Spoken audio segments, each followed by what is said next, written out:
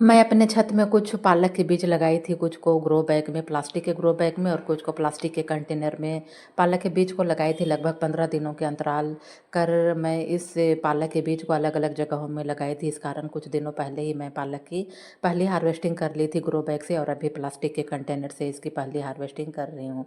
तो देखिए इस तरह से अलग-अलग जगह में लगाने से हम मुझे अलग-अलग समय के अंतराल में मुझे इस तरह से पालक के पत्ते हार्वेस्ट करने के लिए मिल रहे हैं।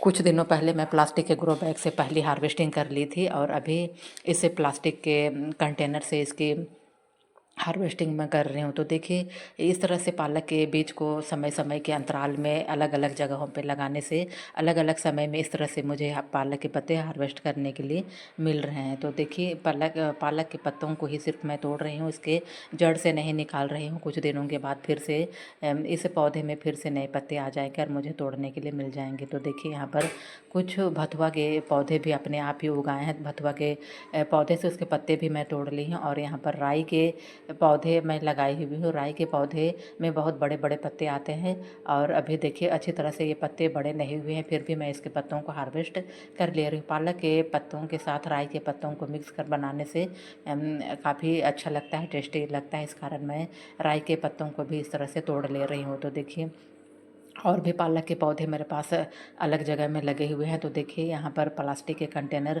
में मेरे पास 3-4 कंटेनर हैं, उसमें मैं इस तरह से पालक के पौधे को लगाई हूँ और सभी में से इस तरह से पालक के थोड़े थोड़े पत्ते हार्वेस्ट कर ले रही हूँ और कुछ दिनों के बाद फिर से मुझे पालक के पत्ते इसी पौधे से तोड़ने के लिए मिलेंगे। और यहाँ पर देखिए कुछ टमाटर के पौधे भी लगे हुए थे, लेकिन टमाटर के पौधे सूखने लगे हैं, लेकिन अभी भी इसमें कुछ टमाटर इस तरह से मुझे मिल रहे हैं। इसके पौधे पूरी तरह से सूख गए हैं, लेकिन इसमें इस तरह से अभी भी टमाटर फले हुए हैं और कुछ बीन्स के पौधे भी लगे हुए हैं। कुछ बीन्स के पौधे मैं ज़्यादा बीन्स के पौधे लगाए थे, लेकिन अच्छी तरह से बीन्स के पौधे नहीं उग पाए थे। लेकिन 1-2 पौधे हैं जिसमें से कि इस तरह से मुझे अभी भी बीन्स तोड़ने के लिए मिल रहे हैं। तो जितने भी अभी बीन्स तैयार हैं सभी बीन्स को मैं इस तरह से तोड़ ले रही हूँ।